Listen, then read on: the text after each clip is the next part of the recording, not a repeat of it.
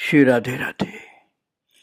भक्तों, प्रभु का स्वभाव है कि अपने भक्तों को संकट से, कुसंग से मुक्त करके अपने चरणों का आश्रय प्रदान करना। आप श्रवण कर रहे थे कि उस समय गौर देश का राजा मुसलमान था, उसका नाम था हुसैन शाह, और उसके दो बहुत बुद्धिमान मंत्री थे। वह हिंदू थे और उनका नाम उस समय राजा ने रखा था दबीर खास और साकर मल्लिक, जबकि वो हिंदू थे, लेकिन मुसलमान जैसा नाम उनका राजा ने रखा था। और वो मुसलमान राजा के अनुसार ही काम करते थे। बाहर से ऐसा ही था, लेकिन अंदर से वो महान सच्चे हिंदू और भक्तों के, वैष्णवों के, संतों के सेवक थे। वो दोनों ही मंत्री रहते थे मुसलमान जैसे, लेकिन अंदर से भगवत भक्त के सेवक थे। तो प्रभु ने उनको ही अपनी सेवा में लेने के लिए मानो यात्रा की थी, जो वृंदावन के लिए जगन्नाथपुरी से चले थे। लेकिन जब ये दोनों मंत्री मिले हैं गौड़ देश में पहुंचने पर, तो इन्होंने प्रभु से प्रार्थना किया कि इतनी भीड़ को लेकर वृंदावन आप जाएंगे प्रभु, तो आपको बहुत परेशानी होगी, इसलिए अभी आप इस प्रकार से इतनी लाखों की भीड़ लेकर मत जाइए। और प्रभु को ये बात उन दोनों भक्तों के मुख से निकलने पर ऐसा लगा कि कृष्ण ही बोल रहे हैं, तो उन्होंने उनकी बात स्वीकार कर ली। इसलिए महाप्रभु फिर से वापस चल पड़े। रूप सनातन उनका नाम रख दिया। दोनों मंत्रियों का रूप सनातन रख दिया नाम, और उनको अपना सेवक के रूप में स्वीकार कर लिया प्रभु ने। और अब तो महाप्रभु चल पड़े हैं जगन्नाथपुरी के लिए। और कल मैंने बताया था कि प्रभु का वियोग जो था बहुत भयावह था, लेकिन माता शची और विष्णु प्रिया दोनों को कृष्ण लीला का दर्शन होता रहता था, इसलिए वियोग के दुख से दुखी नहीं हो पाती थी वो। और अब शची ने सुना कि निमाई शांतिपुर जा रहे हैं, वहां उनके लिए कुछ दिन अपेक्षा करेंगे। तुरंत ही शची को जगत की फिर से याद आ गई और वो निमाई निमाई कह करके रो पड़ी। अभी तक कृष्ण लीला में भूली हुई थी, क्योंकि कृष्ण लीला का उनको दर्शन होता था। तो गंगादास, मुरारी और नदिया के अन्यान्य भक्तगण शची माँ को लेकर शांतिपुर चल दिए। इधर प्रभु सांगोपांग एकाएक से अद्वैत प्रभु के घर उदित हो गए। उनका इस प्रकार उदय देखकर अद्वैत आनंद से हुंकार करने लगे। उधर से डोले में बैठकर शची माता वहां पहुंची। उनके डोले से निकलते ही प्रभु ने दंडवत प्रणाम किया, उठ करके प्रदक्षिणा भी की। बोले, माता तुम यशोदा हो, तुम देवकी हो, तुम जीवों की बंधु हो, कृपामयी स्नेहमयी हो। मेरी ये देह तुम्हारी है। तुमने एक तिल में मेरी जो सेवा की है, मैं बहुत युगों में उसे नहीं चुका सकूंगा। प्रभु माँ की प्रदक्षिणा कर रहे हैं, स्तुति कर रहे हैं और रो रहे हैं। और शची मुंह खोले हुए पुत्र की मुंह की ओर देख रही है। शची ने पहले एक बार जो बात कही वही फिर कही। बोली, निमाई तुम मुझे प्रणाम करते हो, इससे मुझे डर लगता है। तो बोले, माँ मैं कृष्ण भक्ति का कंगाल हूँ, यदि मुझ में कुछ कृष्ण भक्ति आई हो तो वो तुम ही से मिली है, ये मैं सच सच कह रहा हूँ। शची भीतर गई और तुरंत रसोई का भार लिया, शुरू कर दिया रसोई का कार्य। और जब रसोई बन गई तो निताई गौर दोनों भोजन करने बैठे। माता शची जानती हैं कि प्रभु को क्या क्या पसंद है, इसलिए वो सब सामग्री संग्रह की गई। वो सब बड़ी दुष्प्राप्य और मूल्यवान है, लेकिन बाहर की दृष्टि से नहीं, अंदर की दृष्टि से। प्रभु को बाहर की दृष्टि से तो सस्ता भोजन था, जैसे शाक का भोजन था, लेकिन भगवान को भोग लग रहा है, इससे मूल्यवान है। कीमती तो इसलिए है कि प्रभु को पसंद है, और शाक भगवान को बहुत पसंद था। 20 तरह के शाक बनाए, माता ने शाक बनाए 20 तरह के। वृंदावन दास प्रभु को बड़ा प्रेम करते हैं, और प्रभु जिस व्यक्ति को या जिस द्रव्य को प्रेम करते हैं, उसे वो वस्तु को वो भी प्रेम करते हैं, उसके प्रति भक्ति रखते हैं। प्रभु शाक को प्रेम करते हैं, इसलिए ठाकुर वृंदावन दास शाक को शाक नहीं कहते, श्री शाक बोलते हैं। श्री शाक अर्थात प्रभु का प्यारा है शाक। प्रभु द्वय भोजन करने बैठ गए निताई निमाई, तो भक्तगण उन्हें घेर कर बैठे, और सची माता थोड़ी ओट में आड़ में बैठकर भोजन दर्शन करने लगे। सामने नाना प्रकार के शाक देखकर प्रभु श्री शाक गण के गुण वर्णन करने लगे और बोले, मैं शाकों का पक्षपाती हूँ। इस बात को लेकर तुम लोग मन ही मन मुझ पर हंसते हो, पर शाक की जो महिमा उसे सुनो। और बोले, ये जो हेलांचा शाक है, ये देह रक्षा करते हैं और परोक्ष रूप से कृष्ण भक्ति देते हैं। ये सुनकर सभी हंसने लगे, पर इससे प्रभु को कोई फर्क नहीं पड़ा। गंभीर होकर निरपेक्ष भाव से अन्यान्य सभी श्री शाकों का गुण वर्णन आरंभ किया। महाराज बोले, वास्तु शाक खाने से राधा रानी की कृपा होती है। हाय, यदि वास्तु शाक खाने से राधा कृष्ण की कृपा होती है, तो दोनों समय शाक खाता, जो भी हो। इस तरह हास्य कौतुक के साथ भोजन पूरा हुआ। तब सभी ने उस सेवा प्रभु के उच्छिष्ट पात्र को लेकर छीना झपटी आरंभ कर दी। भक्तों ने भाव से एक एक चीज लेकर छीना झपटी और भागना शुरू किया कि ये कण मुझको मिल जाए, कण मुझको मिल जाए। प्रभु शीघ्र ही जाना चाहते हैं, पर सामने ही माधवेंद्र की निर्वाण तिथि है। माधवेंद्र अद्वैत प्रभु के गुरुदेव थे, इसलिए आचार्य उनके विरह महोत्सव के उपलक्ष्य में सर्वस्व लुटा देते थे। प्रभु उसी महोत्सव की खातिर और कुछ दिन शांतिपुर रहे। इसी बीच प्रभु शांतिपुर के उस पार कालना गौरीदास के स्थान पर गए। शीतकाल प्राय बीत गया था। भक्तगण सूर्य की तपन से कष्ट पा रहे थे।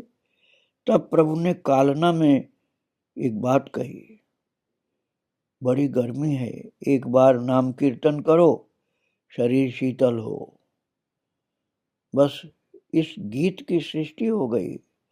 हरि बोल जुड़ाक हिया रे, अर्थात बड़ी गर्मी है, हरि बोलोगे तो ठंडक प्राप्त होगी। बड़ी गर्मी है, हरिनाम करो, शरीर शीतल होगा। ये बात कहने के अधिकारी केवल एकमात्र मेरे प्रभु हैं। गौरीदास के यहाँ महामहोत्सव हुआ। गौरीदास ने निताई गौर के चरणों में पड़कर वर मांगा कि वे दोनों उनके घर रहें, क्योंकि यदि वे नहीं रहेंगे तो गौरीदास मर जाएगा, ऐसा बोला उन्होंने। और निताई निमाई तथास्तु ऐसा बोले, आशीर्वाद दे दिया कि ठीक है, यही होगा। दोनों भाई ठाकुर कक्ष में रह गए। प्रभु बाद में भाग जाएं इस डर से गौरीदास ठाकुर कक्ष की सांकल लगा करके बाहर आ गए, और देखते हैं कि निताई निमाई दोनों भाई तो बाहर खड़े हैं। तब वे दौड़कर ठाकुर कक्ष में गए, अर्थात पूजा के मंदिर में गए, तो देखते हैं कि जिन जीवंत ठाकुरों को वे कक्ष में छोड़ गए थे, वे विग्रहों के रूप में खड़े हैं। श्री विग्रह का रूप धारण कर लिया। तब गौरीदास बोले, बात नहीं बनी, जो कक्ष में हैं वे जाएं, तुम दोनों आओ। ये कह करके बाहर के उन प्रभु के दोनों स्वरूपों को आवाहन करने लगे।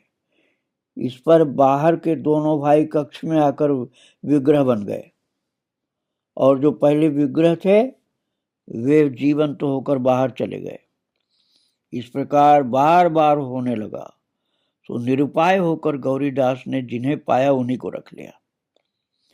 अच्छे ही मिले, ये जनश्रुति है, जैसा सुना वैसा बताया। भक्तों, महान प्रभु की लीला बड़े भाव से गौरीदास गाने लगे, अपने ऊपर हुई कृपा का गा गा करके वर्णन करते थे। प्रभु शांतिपुर लौटकर माधवेंद्रपुरी के महोत्सव तक रहे। इस महोत्सव की रसोई का सारा भार सची माता पर पड़ा। इसी के साथ प्रभु का नदिया विहार खत्म हुआ। प्रभु ने जननी से विदा ली। सची समझ गई ये अंतिम भेंट है, अर्थात चर्म चक्षुओं से आखिरी बार देख रही हूं, क्योंकि वैसे वे इच्छा होते ही दिव्य चक्षुओं से प्रभु को अपने घर में सर्वदा देख पाती थी, लेकिन चर्म चक्षुओं से आखिरी दर्शन है माता को समझ में आ गया। वैसे तो प्रभु दर्शन देंगे, लेकिन प्रत्यक्ष जैसे आए हैं ऐसे तो अब फिर नहीं आएंगे। इसी समय रघुनाथ दास शांतिपुर आकर प्रभु के श्री चरणों में पड़ गए। सप्तग्राम के अधिपति हिरण्य और गोवर्धन दो कायस्थ भाई थे। 12 लाख उस समय 12 लाख, आज 12 लाख मत समझना, उनके आमदनी थी। उन्हीं गोवर्धन के पुत्र थे रघुनाथ। प्रभु संन्यास लेकर शांतिपुर आए थे, तब रघुनाथ बालक थे। प्रभु के दर्शन करने आए थे। 4-5 दिन प्रभु के दर्शन कर उनके मन में वैराग्य जगा और घर परिवार में रहना असह्य हो गया। प्रभु वहां से नीलाचल चले गए। रघुनाथ बार बार वहां भाग करके जाना चाहे पर पकड़े जाएं। इस बार प्रभु शांतिपुर आए तो रघुनाथ ने पिता से बहुत विनती की। उनकी आज्ञा लेकर प्रभु का दर्शन करने आए। प्रभु ने उन पर बड़ी कृपा करके उपदेश दिया। बोले, तुम घर जाओ, स्थिर होकर हृदय में निष्ठा लाओ, घर गृहस्थी के सब काम करो, पर उनमें आसक्ति नहीं रखना। लोगों को दिखाने के लिए कपट वैराग्य मत करना। अनायास यथा योग्य विषय भोग करना, किंतु उससे मुग्ध नहीं होना, आसक्त नहीं होना।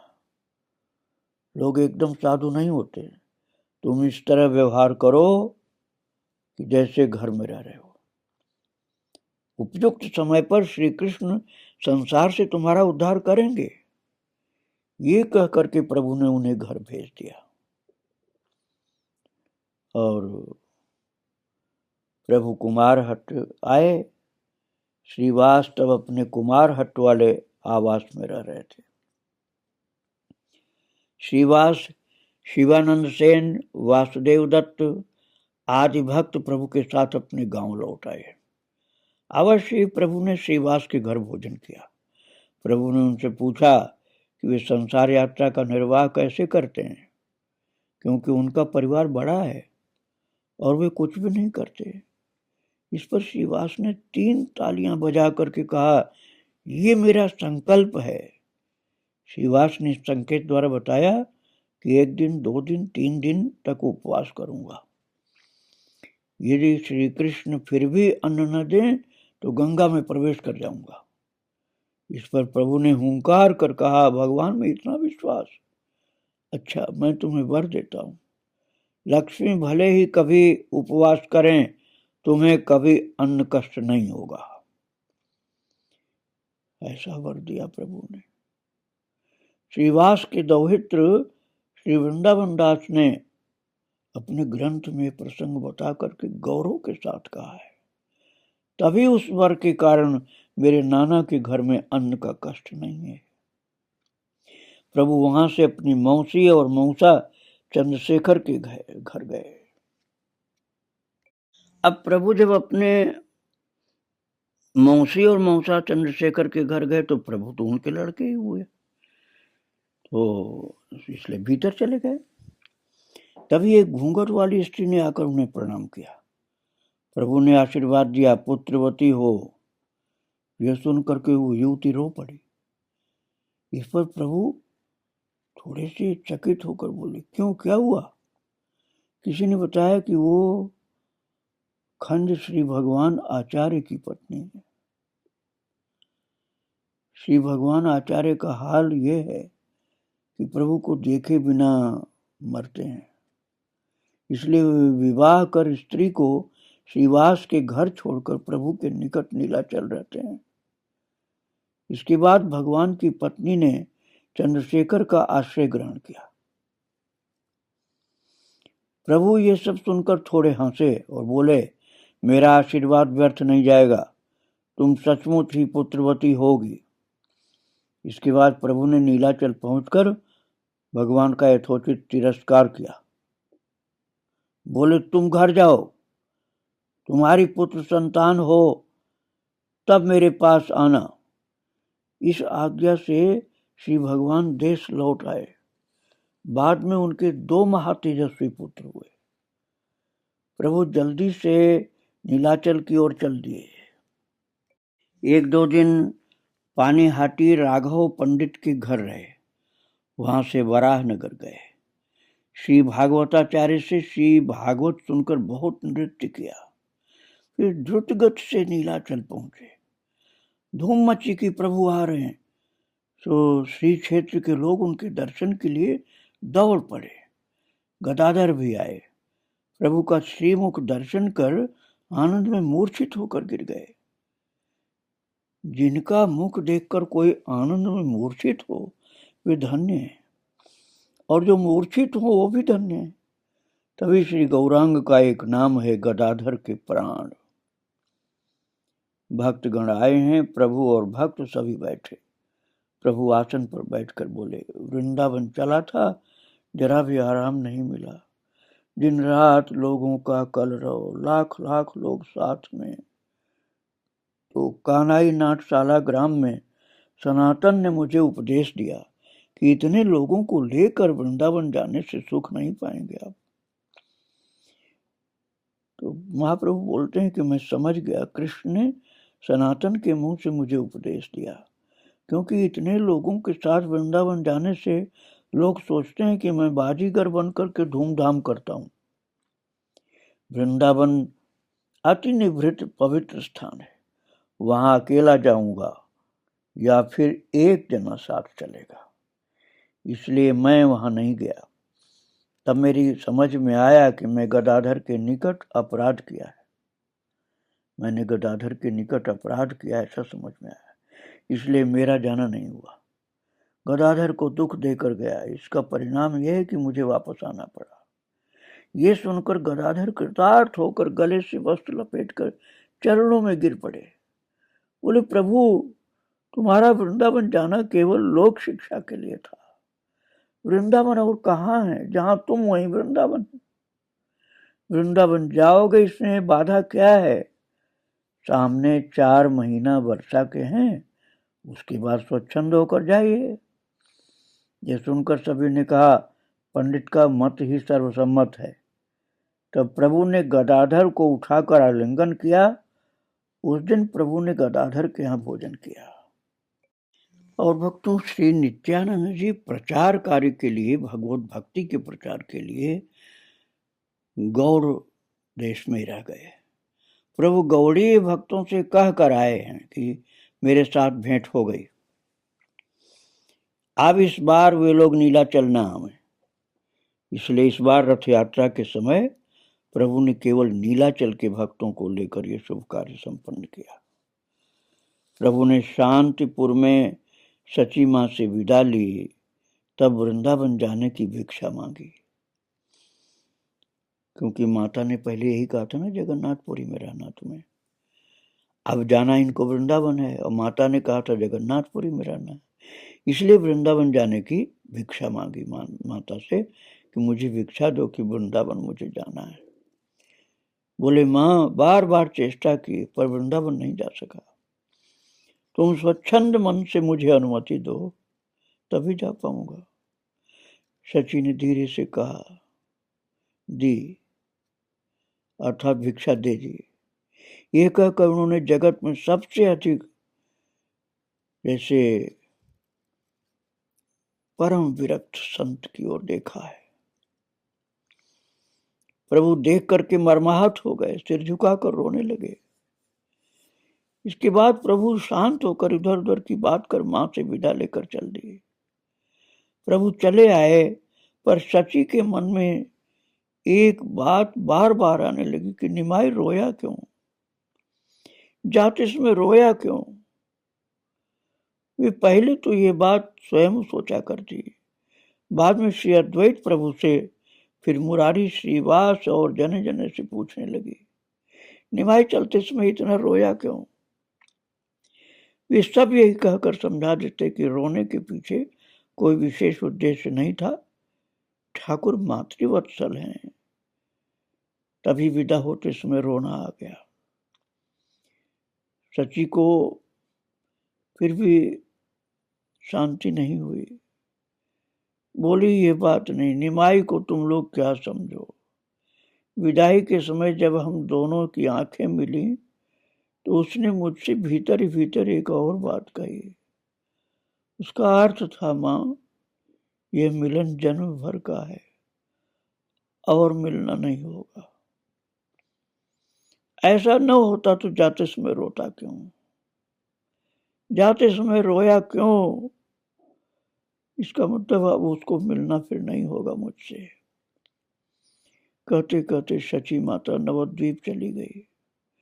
वहां पहुंचकर भी वही बात दोहराती हुई दिन काटने लगी कि वो रो के क्यों गया, अब शायद मुझसे मिल नहीं पाएगा। इधर प्रभु नीलाचल में क्या करने लगे वो सुनो भक्तों। प्रभु के मुख पर एक बात और मन में भी वही भाव, वृंदावन कब जाऊंगा, वृंदावन कब जाऊंगा। कहाँ वृंदावन, कहाँ निधिवन, कहाँ है कृष्ण विहार का स्थान। मुझे वृंदावन दर्शन कब होंगे, कब मैं वनस्थली में लोटपोट करूंगा, यमुना में स्नान करूंगा। प्रभु की ऐसी आक्षेप उक्तियां सुनकर भक्तों के हृदय भी दीर्ण होने लगते थे। भक्तों उस समय यमुना जी का जल तो कांच की तरह निर्मल हुआ करता था, परम दिव्यता थी। प्रभु की छलकती आंखें, थोड़ा सा म्लान बदन, यमुना जी का वृंदावन का ध्यान करते थे। स्वरूप को पास में बुलाया, उनके आते ही उनके हाथ पकड़ लिए और अति कातर भाव से कहने लगे स्वरूप वृंदावन जाने में मेरी सहायता करो, तुमसे विनती करता हूं। स्वरूप आश्वासन वचन कहने लगे। रामानंद राय आए, उन्हें भी प्रभु ने पास में बिठाया, उनसे भी वही बात, क्या मेरे भाग में वृंदावन दर्शन नहीं है क्या। राम राय ने भी आश्वासन वाक्य बोले। जो भी प्रभु के दर्शन करने आ रहा है उसी से कातर भाव से पूछते हैं तुम सच बताओ मेरे भाग में वृंदावन दर्शन है कि नहीं है। इस प्रकार प्रभु के दिन रात कटने लगे, रटन लग गई वृंदावन की। भक्तों को लगा कि वृंदावन देखे बिना प्रभु मर जाएंगे। वृंदावन वृंदावन वृंदावन करते प्रभु रोते थे और साथ में भक्तजन पे रोने लगते। प्रभु का अवतार है जीव शिक्षा के लिए। वृंदावन कैसे जाया जाता है, प्रभु ने इसे शिक्षा दी है। इसी की शिक्षा दी प्रभु ने कि वृंदावन कैसे जाया जाता है। आज सामान्य व्यक्ति वृंदावन को सैर सपाटे की जगह मानता है और प्रभु वृंदावन के लिए जैसे जी रहे हैं, तब सभी युक्ति बना करके प्रभु को वृंदावन भेजने की तैयारी करने लगे सभी भक्त लोग। और बलभद्र भट्टाचार्य एक ब्राह्मण सेवक को साथ लेकर तीर्थ पर्यटन की आशा से नीलाचल आए हैं। सेवक के साथ उन्हें प्रभु के संग भेज देंगे, ये तय किया गया। और तय हुआ कि प्रभु वन मार्ग से जाएंगे। दिन भी निश्चित हो गया। प्रभु पुनः विजयादशमी को बड़े तड़के वृंदावन के लिए चल दिए। लोगों के इकट्ठे हो जाने के डर से प्रभु के जाने की बात 2-4 मर्मी भक्तों के अलावा और कोई नहीं जान पाया, जिससे कोई साथ में न जाए। प्रभु कटक को दाईं ओर छोड़कर निबिड़ वन मार्ग से झारखंड होते हुए गए। और प्रभु के दोनों साथियों से यह तय हुआ कि वो ज्यादा नहीं बोलेंगे। प्रभु अपने भाव में डूबे हैं तो अपने में खोए हुए चल रहे हैं। आगे आगे रास्ता दिखाते बलभद्र जा रहे हैं और पीछे पीछे झूमते झूमते विह्वल अवस्था में प्रभु चल रहे हैं। मध्याह्न हुआ तो साथियों ने बैठने के लिए संकेत किया। प्रभु पुतलिका की तरह से बैठ गए। आविष्ट चित्त से स्नान किया, भोजन किया, विश्राम किया। आविष्ट चित्त से फिर चल दिए, जैसे होश हवास में नहीं है, आवेश में ही चल रहे हैं। रात हुई, आश्रय स्थान नहीं है, रुकने कोई जगह नहीं, जंगल है तो जंगल में ही रुक गए। शीत का समय आ गया है, जंगल में लकड़ी का अभाव नहीं, आग जलाए और सबने रात बिताई। ठंड का समय था, आग के सहारे रात बिता दी।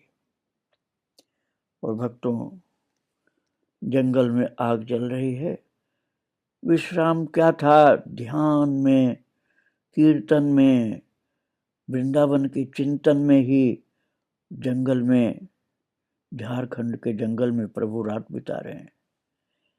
झारखंड वासी आप लोग धन्य हो, जहां महाप्रभु ने वृंदावन पहुंचने के पहले विश्राम किया है। आओ, प्रभु विश्राम कर रहे हैं, उनके चरणों में हम लोग मस्तक रख करके बार बार प्रभु को मन से याद करें, हृदय में उनकी छवि को बसाएं। आगे की चर्चा फिर की जाएगी। आज प्रभु को और उनके भक्तों को प्रणाम करके ही विराम दे रहा हूँ। श्री राधे राधे। जय जय श्री राधे श्याम, जय जय श्री सीताराम। गौरांग महाप्रभु की जय। श्री राधे राधे।